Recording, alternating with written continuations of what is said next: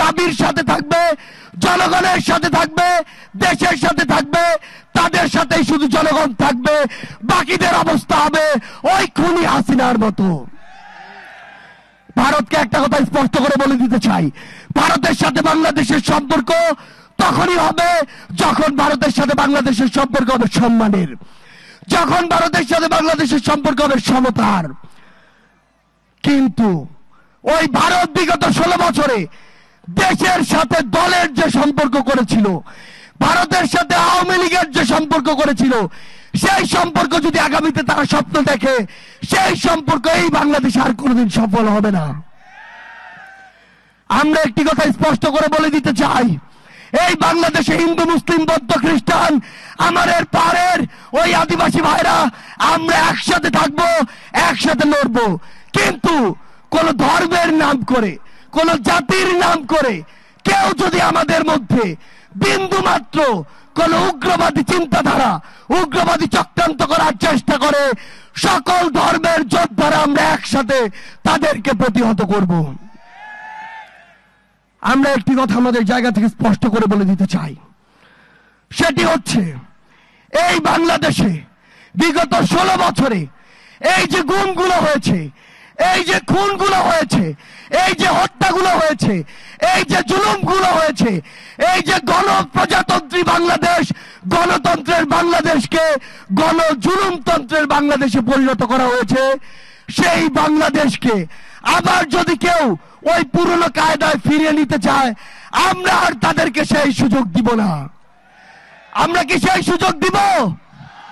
আমরা কি সেই সুযোগ দিব? আমরা কি 24-এর অভ্যুত্থানের সেই স্পিরিটকে ধারণ করি? আমরা কি সেই স্লোগানে গলা মিলাতে পারি? ফাঁসি ফাঁসি ফাঁসি চাই, খুনি হাসিনার ফাঁসি চাই, ফাঁসি ফাঁসি ফাঁসি চাই, খুনি হাসিনার ফাঁসি চাই, ফাঁসি ফাঁসি ফাঁসি চাই।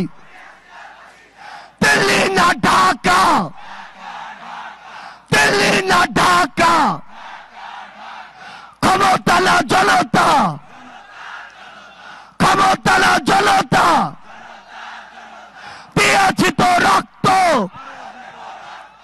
আরো দেব রক্ত, রক্তের বন্যায় ভেসে যাবে অন্যায়। আবু সাইদ মুক্ত, শেষ হয়নি যুদ্ধ, সাইদ ওয়াসিম মুক্ত, শেষ হয়নি যুদ্ধ, আবু সাইদ মুক্ত, শেষ হয়নি যুদ্ধ। আমাদের যুদ্ধ শেষ হয়নি, আমাদের লড়াই শুরু হয়নি। আমরা আমাদের লড়াইয়ের মাত্র প্রথম ধাপ অতিক্রম করেছি। আমরা বিশ্বাস করি ক্ষুদ্র ব্যক্তি স্বার্থ, দলীয় স্বার্থ, অন্য স্বার্থগুলোকে এক পাশে রেখে যদি 24-এর অভ্যুত্থানের মতো আমরা আবারও ঐক্যবদ্ধভাবে ওই ফ্যাসিস্টদের বিরুদ্ধে রাজপথে থাকতে পারি, তবে আমাদের যে বিজয়, আমাদের যে লড়াই, আমাদের যে সংগ্রাম, সেই সংগ্রামের বিজয় আবশ্যক। আমাদের আবারও দেখা হবে রাজপথের কোন লড়াইয়ে অথবা বিজয়ে। ইনকিলাব জিন্দাবাদ।